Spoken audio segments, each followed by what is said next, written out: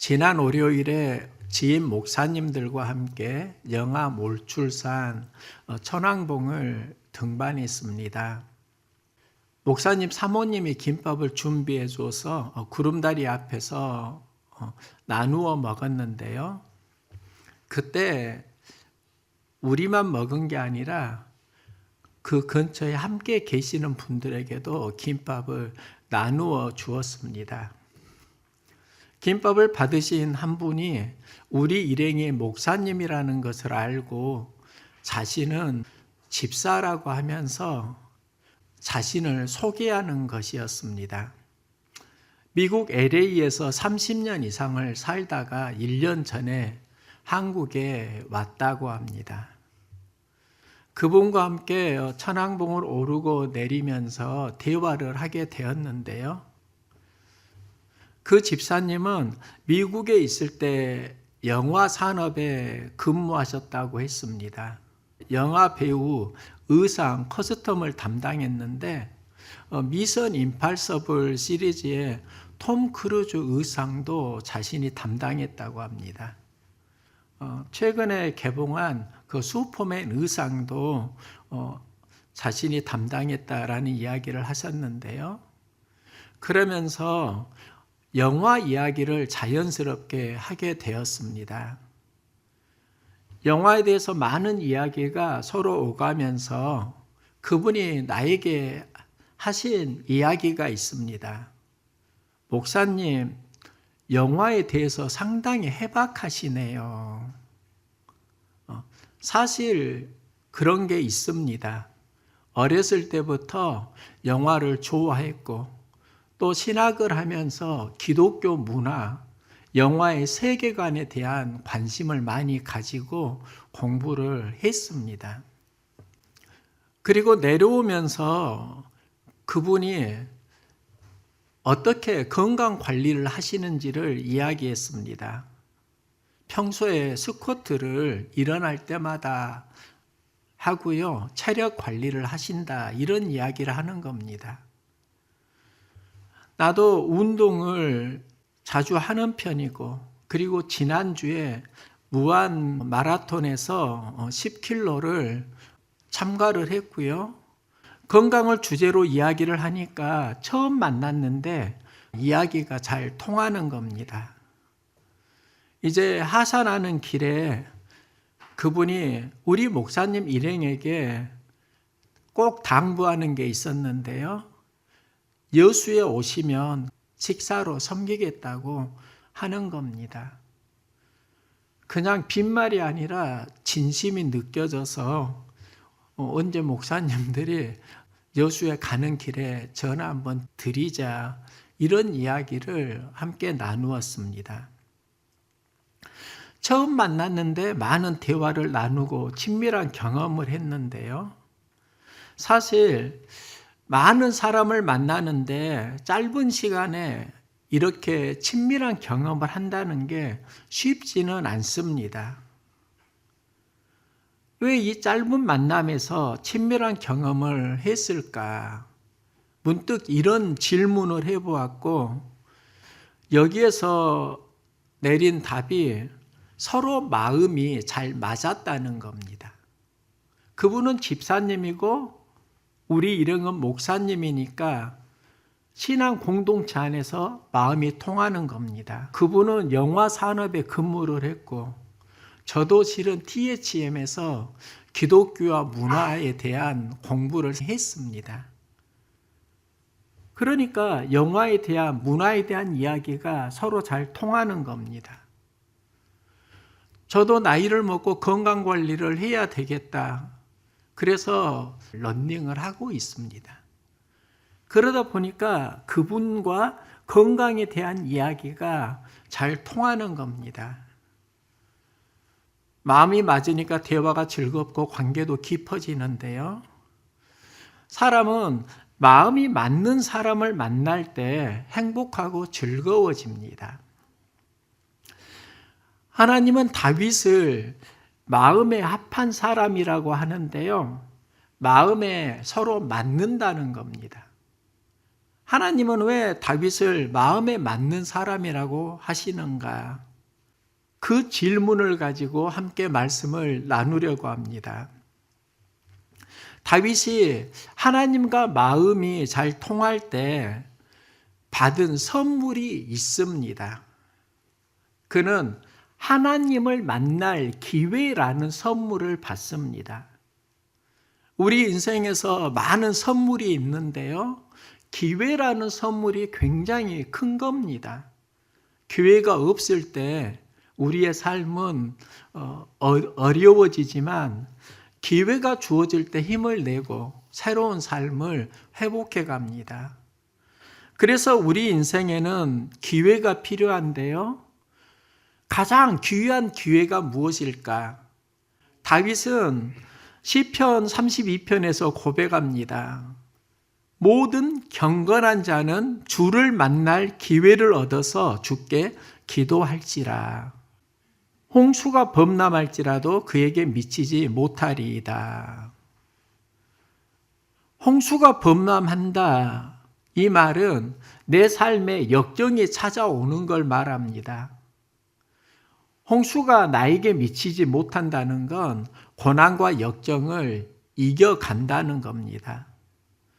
그 이겨감이 어디에서 오는가? 경건한 자는 주를 만날 기회를 얻어서 기도할지니라. 주를 만나는 기회에서 온다는 겁니다. 이 말씀에는 이런 배경이 있습니다. 다윗은 왕이 되고 영토를 확장하고 위대한 왕으로 칭송을 받습니다. 역경의 시기에 하나님을 의지하면서 그는 상황을 이기고 성장해 가고요. 이제 왕이 되고 어느덧 마음이 느슨해지는 경험을 합니다. 전쟁이 일어나면 왕이 출전을 하는데 그때 궁정에 머물면서 저녁 때 침상에서 일어났습니다. 저녁 때 침상에서 일어났다는 것은 낮잠을 잤다는 겁니다. 낮잠을 자고 지붕을 거니는데 저기 창문 너머로 목욕하는 여인이 보입니다. 여인이 목욕하는 것을 보는데 심히 아름다워 보이는지라. 다윗은 그 여인을 자신의 침상으로 불러들이고 그녀와 동침을 하고 그녀는 임신을 합니다. 그녀가 임신했다는 사실을 알고 자신의 죄가 드러나는 게 부끄러워서 전쟁에 나가 있는 그 여인의 남편을 불러들입니다. 아내와 동침하도록 상황을 만들어 주는데 전쟁 중에는 집에 들어가지 않겠습니다. 그러면서 그 여인의 남편이 집에 들어가지 않습니다. 다윗은 그래서 전쟁에 나간 요압 장군에게 밀서를 보내고요. 밧세바의 남편 우리야를 위험한 곳에 보내고 그곳에서 죽게 하라. 우리야는 전쟁에서 결국 죽게 되고 다윗은 거짓 눈물을 보이면서 슬퍼하다가 우리야의 아내를 자신의 아내로 맞이합니다. 이건 다윗에게 감추어진 숨은 부끄러운 일인데요.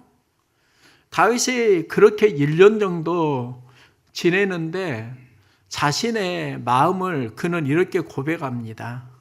내가 입을 열지 아니할 때 종일 신음함으로 내 뼈가 쇠하였도다. 이런 갈등 상황에서 나온 말이 주를 만날 기회를 얻을지어다. 경건한 자는 주를 만날 기회를 얻는다입니다. 그러면 우리는 언제 주를 만나는가? 다윗은 죄와 허물이 있을 때 하나님을 만날 기회를 경험합니다. 모든 사람에겐 죄와 허물이 있습니다. 감추는 사람이 있고 자복하는 사람이 있습니다. 다윗은 죄와 허물을 하나님께 자복합니다. 우리는 죄와 허물을 악으로 이해하는 경향성이 있는데요. 제가 목회를 하면서 선과 악은 멀리 있는 게 아니라 함께 가까이 있다는 걸 경험하곤 합니다. 죄와 허물의 대부분은 악함이 아니라 우리 인간의 약함에서 오는 경험이다. 이런 마음이 들 때가 참 많이 있습니다. 내가 입을 열지 아니할 때 종일 신음함으로 내 뼈가 사하였나이다. 하나님께 자복하리라 하였더니 주께서 내 죄악을 사하셨나이다. 숨은 부끄러움을 하나님께 자복하니까 하나님께서 내 죄를 깨닫게 하시고 사해 주셨다는 겁니다. 다윗에게 죄와 허물은 여호와를 만날 기회가 됩니다. 어느 날에 두 명이 감옥에서 출소를 하게 되었습니다. 이때 교도관이 출소하는 사람에게 당신은 여기서 무엇을 배우고 깨달으셨나요? 이렇게 말하니까 그는 이렇게 말합니다. 이제는 잡히지 말아야겠구나. 잡히니까 고생이다. 한 명은 이렇게 말했습니다. 옆에 있는 친구에게 교도관이 물었습니다. 당신은 여기서 무엇을 배우셨나요? 그는 이렇게 대답합니다. 훔치면 벌을 받는구나. 이제는 훔치지 말아야겠구나. 잡히지 말아야겠구나. 다짐한 친구는 또다시 죄를 짓게 되고 결국은 잡혀서 감옥에 오게 됩니다. 훔치지 말아야겠다 다짐한 친구는 사회에 적응하면서 일상을 회복해 갑니다. 지금 이 시대의 아픔이 무엇인가? 주를 만날 기회가 줄어들고 있다는 겁니다. 수많은 유혹이, 안락이 하나님을 만날 기회를 빼앗아 가고 있습니다. 목회자이면서 이제 세 자녀를 둔 아빠입니다. 자녀를 향한 기도 제목이 무엇일까? 자녀들이 경험하는 삶 속에서 주를 만날 기회가 많아졌으면, 경험에서 주를 만날 기회가 많아지면 그 기회가 우리의 삶을 성장시킵니다. 하지만 지금 주를 만날 기회가 좁아지고 있는 것을 봅니다. 자녀들을 양육할 때 갈등도 만나게 되고 또 그 갈등 속에서 깨달아 가는 것도 있습니다. 아이들과 갈등이 있을 때 저는 우리 어머니를 만나곤 합니다. 이때는 어머니도 마음이 서운하고 아팠겠구나. 내가 서운함을 느낄 때 어머니의 마음을 알아갑니다.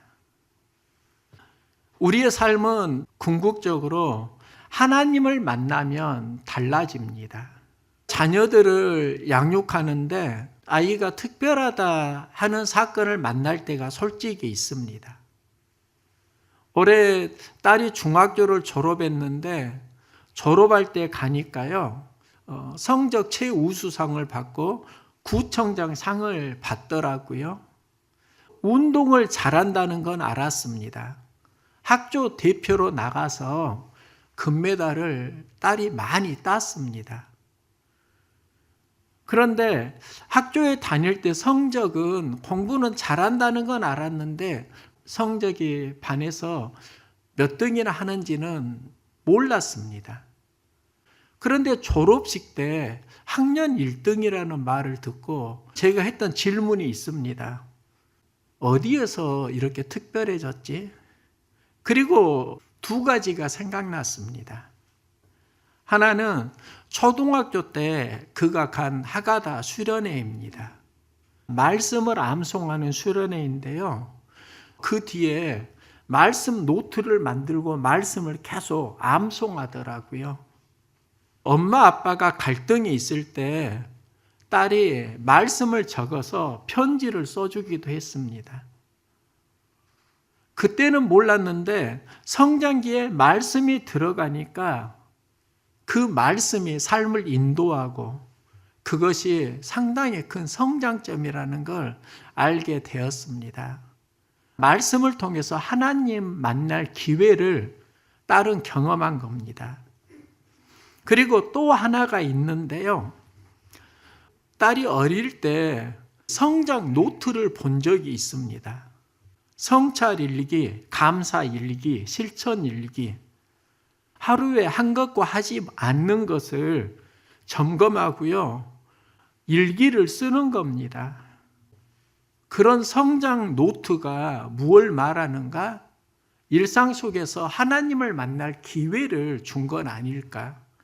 시편은 복으로 시작합니다. 복 있는 사람은 악인의 길을 따르지 아니하고 죄인들의 길에 서지 아니하며 오만한 자들의 자리에 앉지 아니하고. 다윗은 복을 말하면서 경향성을 이야기합니다. 악인은 하나님을 만날 기회를 떠나는 겁니다. 이게 악입니다. 의인은 하나님을 만날 기회를 찾아갑니다. 이게 복입니다. 복이 어디에서 오는가? 내 마음이 어떤 기회를 붙잡느냐와 연결된다는 겁니다. 다윗은 하나님을 만날 기회를 만들어가고 성장하고 성숙해 갑니다. 다윗이 실수하지 않았을까요? 죄를 짓지 않았을까요? 다윗도 연약함이 있고요. 죄와 실수가 허물이 많았습니다. 그런데 자신의 그 연약함을 하나님 앞에서 자각합니다. 그리고 실수했을 때 솔직히 고백합니다. 내가 여호와께 죄를 범하였노라. 하나님께 자복하고 하나님의 사함을 경험하면서 영혼은 회복됩니다.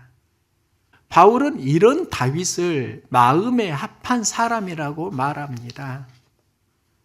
마음에 합했다. 다윗의 삶이 하나님과 마음이 맞았다는 겁니다. 왜 마음이 맞았는가? 다윗은 모든 상황 속에서 하나님을 만날 기회를 만들어 갔기 때문입니다. 성경을 보면 주를 만난 많은 사람들이 나옵니다. 그런데 그들의 특징이 고통과 어려움이 있었다는 겁니다. 12년 동안 혈루증을 앓는 여인의 이야기가 나오는데요.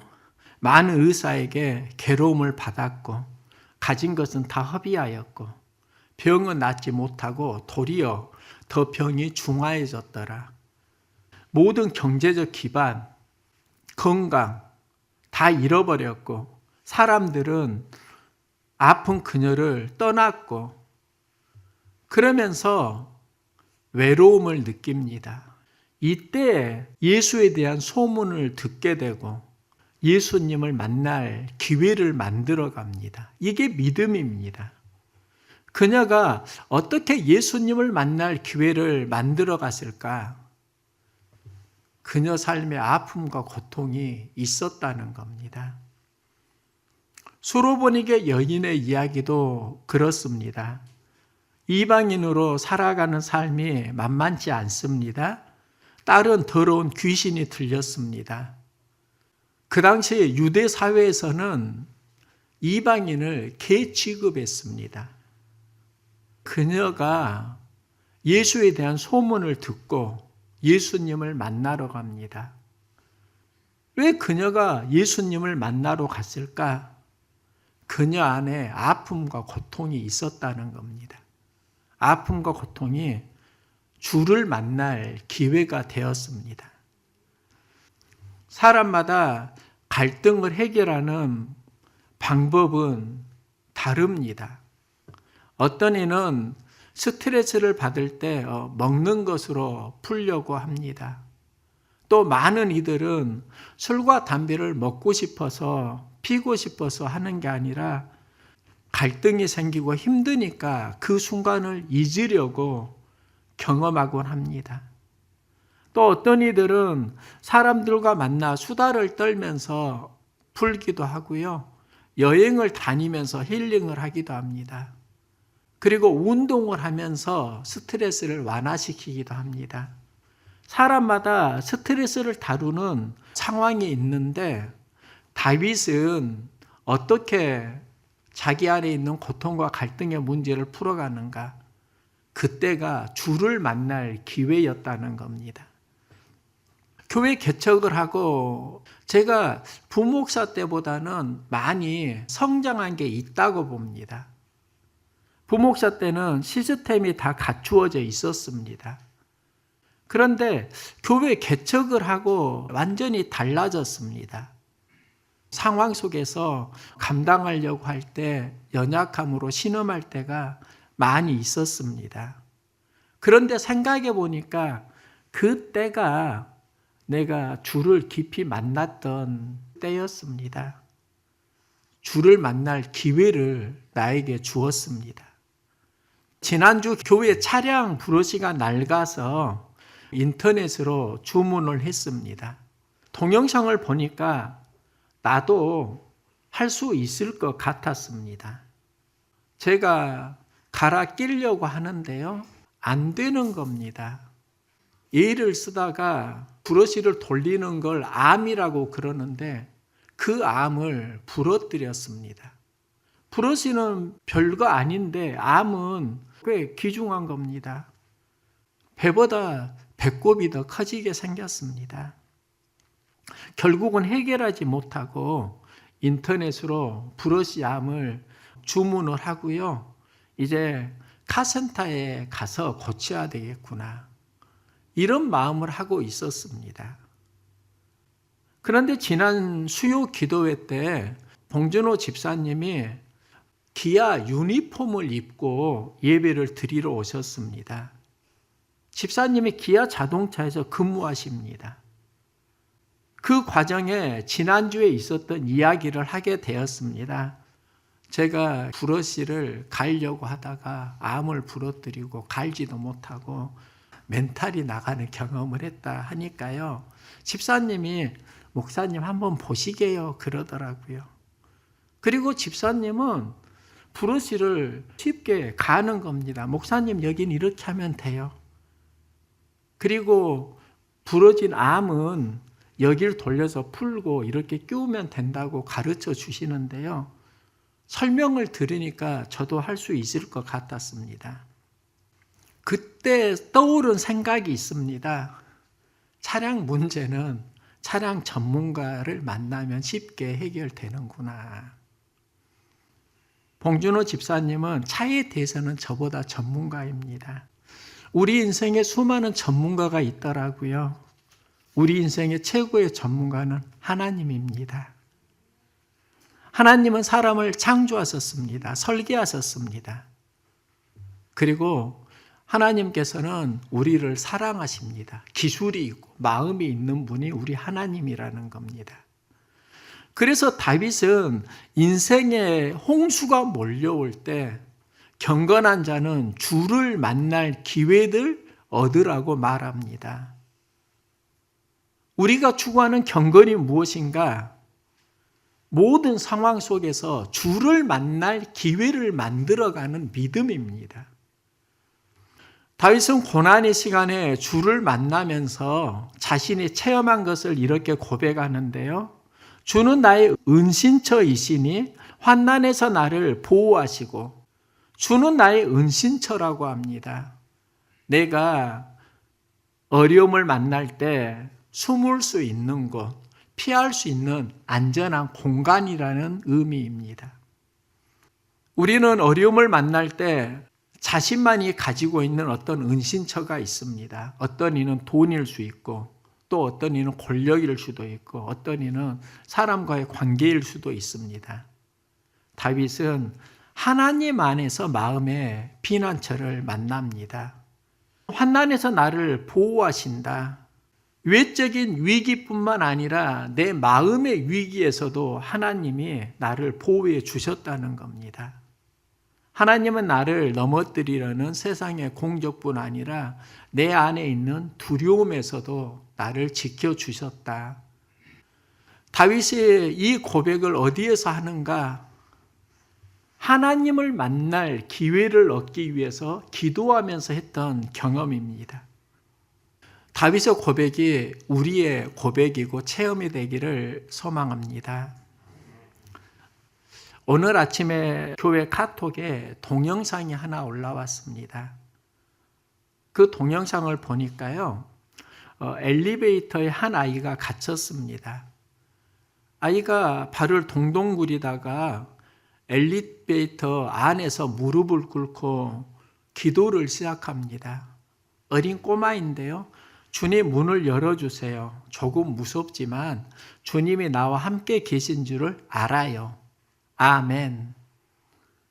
기도를 마치니까 곧바로 엘리베이터 문이 열리는 겁니다. 그때 얼른 승강기를 빠져나오더라고요. 그러니까 문이 바로 닫히는 동영상이었습니다. 이 동영상이 인터넷에 올라오고 제법 화제가 되었습니다. 이 동영상을 보면서 느낀 게 있습니다. 엘리베이터에 홀로 갇히는 것은 두려움이고 고통인데요. 그 아이에게는 하나님을 만날 기회가 되었다는 겁니다. 이게 은혜이고 신앙의 복입니다. 다윗은 왕이지만 그 삶의 여정에 고통, 아픔이 굉장히 많은 사람입니다.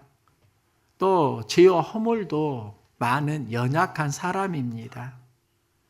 그 다윗은 오늘날 우리들의 이야기일 수 있습니다. 이때 우리도 다윗처럼 고백할 수 있기를 소망합니다. 경건한 자는 주를 만날 기회를 얻어서 기도할지라. 이 경건한 자, 경건을 추구하는 그가 누구일까? 바로 우리들이잖아요. 그래서 저는 이 말씀을 이렇게 묵상했습니다. 헌주는 주를 만날 기회를 얻어서 기도할지라. 여러분의 삶도 홍수가 임하고 또 상황에 어려움이 있을 때 그때가 주를 만날 기회가 되고 기도하는 은혜가 있기를 소망합니다.